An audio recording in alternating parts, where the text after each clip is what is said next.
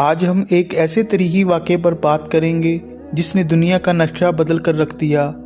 وہ واقعہ جس میں مسلمانوں نے وہ عظیم سلطنت کھو دی جسے انہوں نے صدیوں کی محنت سے بنایا تھا، ہسپانیہ یعنی آج کا اسپین۔ یہ کہانی ہے عظمت کی بلندیوں سے زوال تک کا سفر، جس میں سیاسی ناتفاقی، عیش و عشرت اور دشمن کی سازشوں نے اسلامی اسپین کو ہمیشہ کے لیے ختم کر دیا۔ دوستو، یہ سب 711 عیسوی میں شروع ہوا جب مسلم سپہ سالار طارق بن زیاد نے اپنی فوج کے ساتھ ہسپانیہ پر حملہ کیا۔ انہوں نے بادشاہ ریڈارک کو شکست دے کر یورپ میں اسلام کا پرچم لہرایا۔ اگلی صدیوں میں اموی خلافت کے تحت اسپین، جسے اندلس کہا جاتا تھا، ترقی کی اعلیٰ منازل طے کرتا رہا۔ قرطبہ دنیا کے سب سے ترقی یافتہ شہر بن گیا، جہاں ہزاروں لائبریریاں، اسپتال اور تعلیمی ادارے موجود تھے۔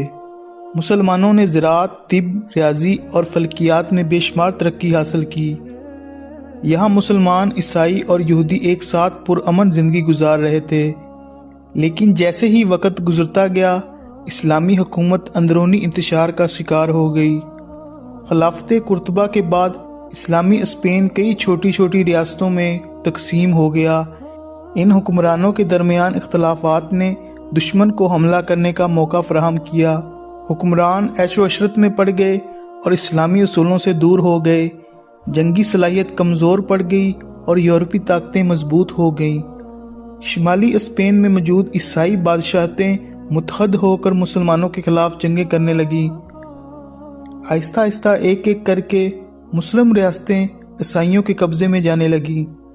کچھ مسلمان حکمرانوں نے اپنی دشمنوں کے خلاف عیسائیوں سے مدد لی، جس کا الٹا نقصان ہوا۔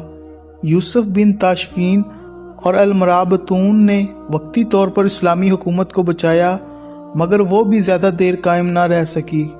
13ویں صدی کے بعد صرف گرناطہ باقی رہ گیا تھا، جو ناصر الدین کے خاندان کے تحت حکومت کر رہا تھا، مگر 1492 میں سلطان ابو عبداللہ نے فرینڈنڈ اور ازبیلا کے سامنے ہتھیار ڈال دیے۔